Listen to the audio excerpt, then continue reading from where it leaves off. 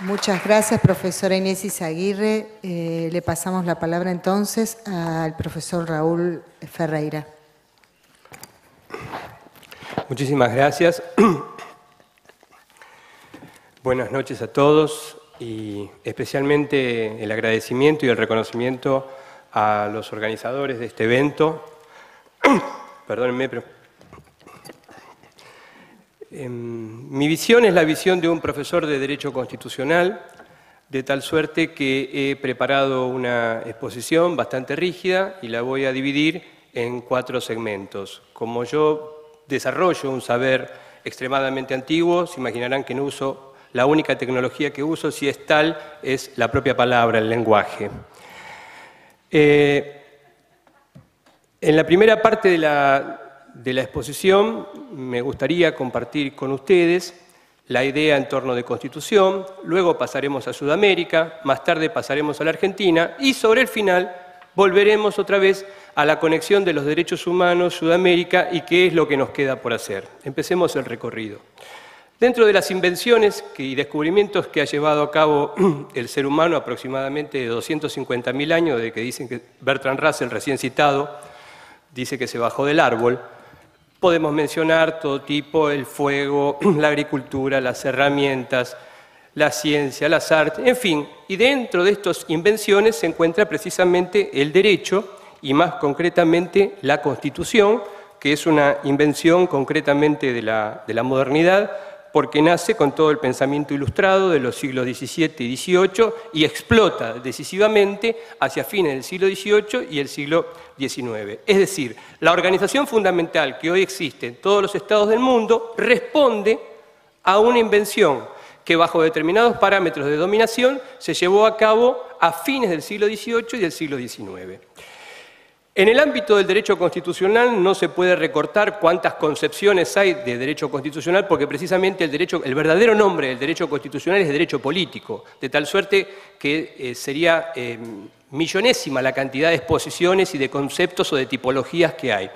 Yo para compartirlo con ustedes sencillamente les diría, y rigurosamente, desde los griegos para acá, que hay 2 concepciones en torno del derecho de la Constitución.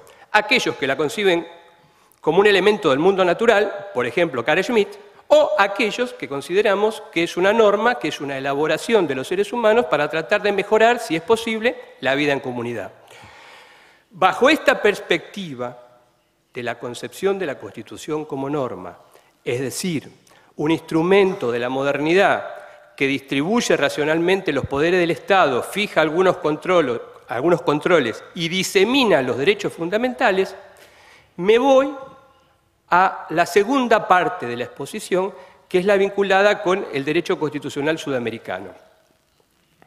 Hace exactamente 42 años, un escritor uruguayo llamado Eduardo Galeano publica un libro, Las venas abiertas de América Latina. Ahí, con detalle y rigurosidad, expone claramente cuál fue la forma de expoliación y de explotación específicamente de América del Sur, que es el punto en que a mí me interesa como unidad geopolítica y geográfica. Galeano nunca hubiera imaginado que 42 años después la situación en América del Sur fuese la que yo les voy a narrar. Todos, absolutamente todos los estados constitucionales de América del Sur tienen una constitución. Esa constitución es concebida como una norma, esa norma es la ley fundamental que organiza la vida comunitaria. Así nos encontramos. No translation.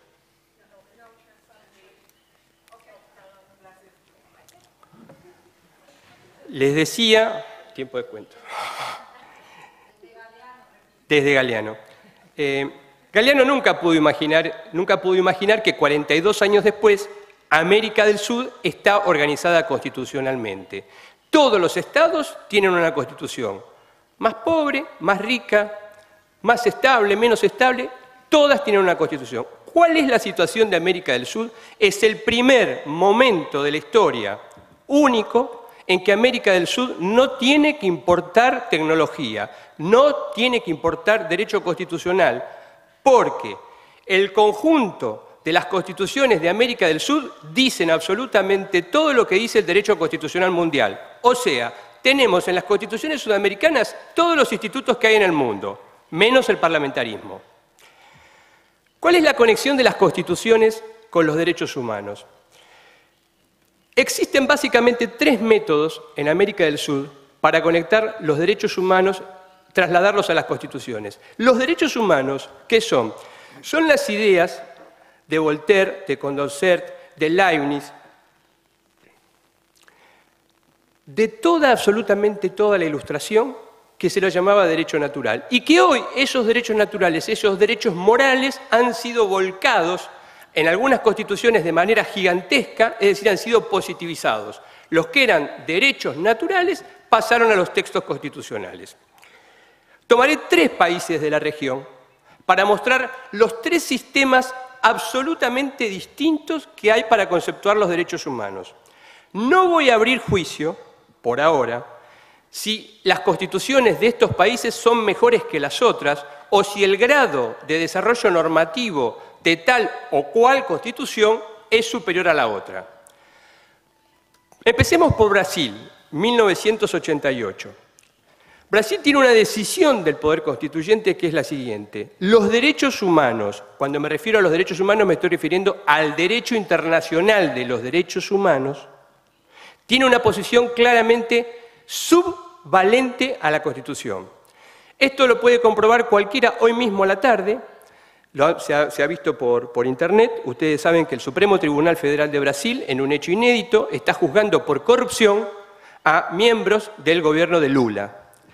Se planteó hoy a la tarde, precisamente como una cuestión de previo y especial pronunciamiento, cuál era la posición jerárquica del derecho internacional de los derechos humanos en el derecho brasileño.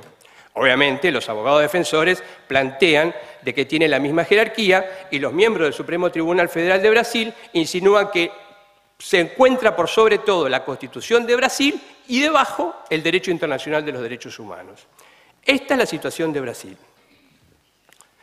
Colombia, en 1991, adopta una decisión extremadamente abierta y dice en su artículo 4, la Constitución es la norma de las normas.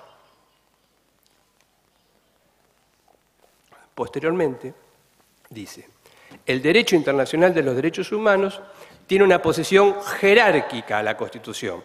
O sea, primero el derecho internacional de los derechos humanos y después la Constitución. El sistema argentino se encuentra exactamente en el medio. No tiene la situación de subvalencia del derecho internacional brasileño, ni tiene la situación de prevalencia del derecho constitucional colombiano. En la Argentina, el derecho internacional de los derechos humanos, mencionado específicamente en el artículo 75, inciso 22, es equivalente a las normas constitucionales. Redondeemos hasta acá. La contemplación de la Constitución como norma, el rechazo firme, tenaz y decidido de todas aquellas concepciones que desde el mundo natural pretenden decidir que hay un modo de ser y que en ese modo de ser va a haber personas más libres y menos libres, personas menos iguales o más iguales. La contemplación de la Constitución como norma, la constitución de la Constitución como contrato. Un contrato al cual no concurren todos en igualdad de condiciones, pero eso lo vamos a ver al final de la exposición. Por ahora, ¿qué es lo que se hizo en América del Sur? Los poderes constituyentes, en Venezuela, en Ecuador, en Bolivia, en la Argentina, en Chile, es una suerte de competencia regional. Primero, o adoptan el método de la subvalencia, el método de la equivalencia o el método de la prevalencia. Y luego juegan, se desempeñan dentro de los propios textos constitucionales a ver cuál es el poder constituyente que de manera más nutrida, más abierta, más elegante, enuncia mayor cantidad de disposiciones. Tengan en cuenta que cuando hablamos de estos derechos humanos nos estamos refiriendo específicamente a la vida y a la libertad, incluidos los derechos sociales con su desarrollo progresivo. Cada uno de estos 3 sistemas que yo acabo de mencionar generan problemas típicos, que no tengo ni siquiera la posibilidad ni de mencionarlos, pero para ir individualizándolos, nada más, quiero señalarles que se dan situaciones absolutamente asimétricas en la región. Por ejemplo, en Colombia con una constitución, con el sistema, como les he hablado, prevalente, el gran problema que tienen los colombianos es que la Corte Constitucional legisla constantemente. O sea, la Corte Judicial, la Corte Constitucional ocupa el lugar del poder político. En Brasil, ¿cuál es el problema que tienen? Que muchas causas que llegan al Supremo Tribunal Federal, por esta cuestión de la subvalencia, hacen que las causas terminen llegando a la Corte Interamericana de Derechos Humanos y que Brasil sea sancionado, como fue sancionado recientemente en el caso de la guerrilla de Araguaia. En el caso argentino, es el que me da pie para pasar a la tercera parte de la exposición. El artículo 75, inciso 22, dentro de los tres sistemas, es personalmente a mí el que más me gusta, porque creo que resuelve técnicamente mucho mejor que la cuestión colombiana y la cuestión brasileña. Ustedes se preguntarán por qué. Primero, la Constitución brasileña es exageradamente mucho más larga que la argentina. ¿Por qué? Porque muchos derechos humanos que ellos no tienen a nivel de los instrumentos internacionales, tienen que detallarlos en las cláusulas de la Constitución. Sin embargo, el hecho que el derecho internacional de los derechos humanos tenga jerarquía constitucional ha realizado que en la Argentina, desde 1994, concretamente todo el mundo sepa lo siguiente: cuáles son los derechos humanos vigentes en la Argentina. Y cuando digo todo el mundo, es para acabar, o para empezar a acabar, con una idea remanida, que concretamente es de mi tribu del derecho, no es extendible a otro, pero es que se suele entender como que la Constitución es una norma dirigida a jueces y políticos. Entonces, todos los que vivimos en la sociedad abierta, creemos que estamos en la sociedad abierta, somos meros espectadores. Hay que romper con esa idea. La Constitución es una norma abierta dirigida a los servidores públicos y a nosotros que tenemos que ser servidos por ellos, que somos ciudadanos. O sea que es una norma que va en dos direcciones. Si la Constitución no es sostenida por nosotros, los proyectos constitucionales se caen. Si no, mirar Paraguay. Vayamos a la tercera parte, la Argentina.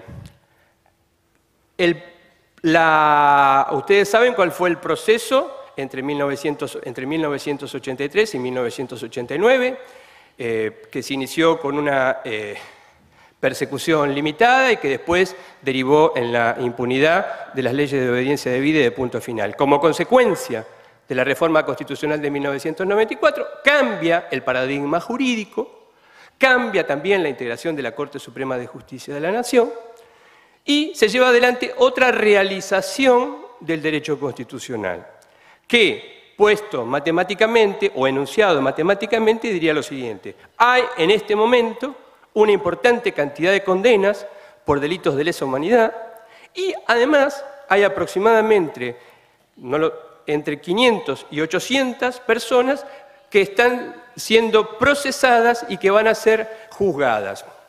Este modelo, el modelo argentino, es difícil parangonar con otros modelos existentes en el mundo. ¿Por qué? Miremos a Brasil nuevamente. ¿Brasil está llevando a cabo estos procesos? No. Brasil lo que ha formado es una comisión de la verdad, no una comisión del juzgamiento. No hay una comisión de juzgamiento, no hay jueces encargados de juzgar. Recuerden lo que acabo de decir hace 5 minutos, cuando la Corte Interamericana, en febrero del año 2011, condenó a Brasil a investigar y reparar los delitos de lesa humanidad cometidos en la década de 70 en la guerrilla de Araguaia. ¿Es satisfactorio el modelo argentino? Funciona bastante bien. ¿Por qué funciona bastante bien? Porque a diferencia del modelo colombiano, que dice el derecho internacional de los derechos humanos tiene prevalencia, el sistema argentino dice tales y tales instrumentos internacionales tienen jerarquía constitucional. Como son 13, es muy sencillo. Hay que ir y leer cuáles son los 13 instrumentos y todos los operadores jurídicos, servidores públicos y nosotros los ciudadanos sabemos de antemano si una regla de derecho constitucional se encuentra en la cima del escalonamiento jurídico o no.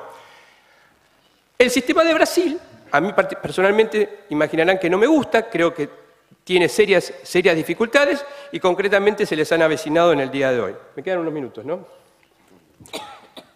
Yo quiero plantear una enorme duda que tengo en relación a la conexión que se ha hecho en estos procesos en América del Sur de constitucionalización de los derechos humanos.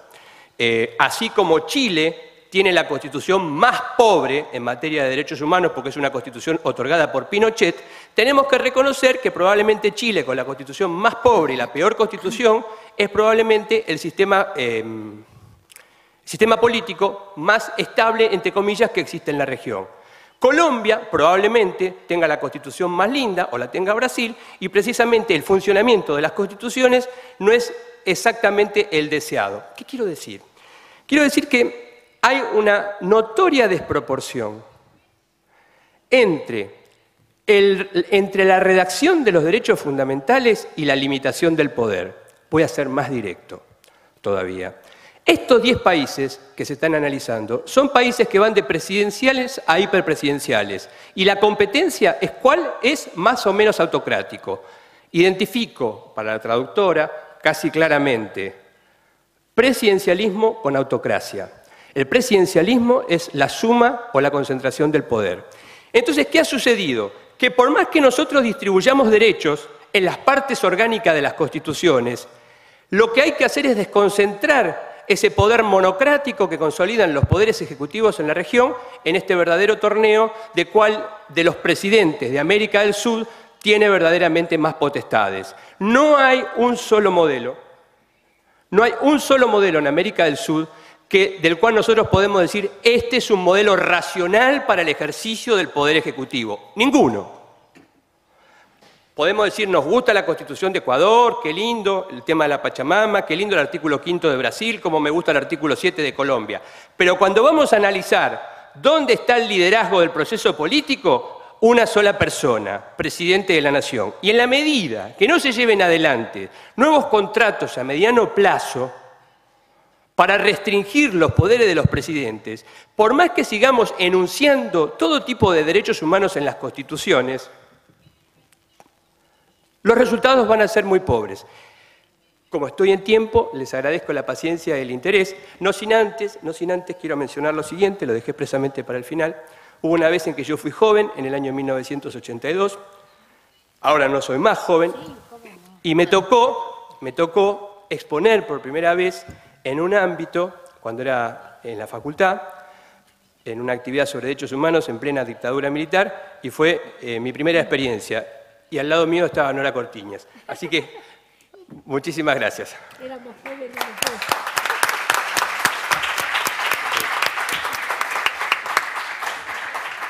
Muchas gracias, profesor Ferreira. Entonces le damos la palabra a la profesora Nora Cortiñas.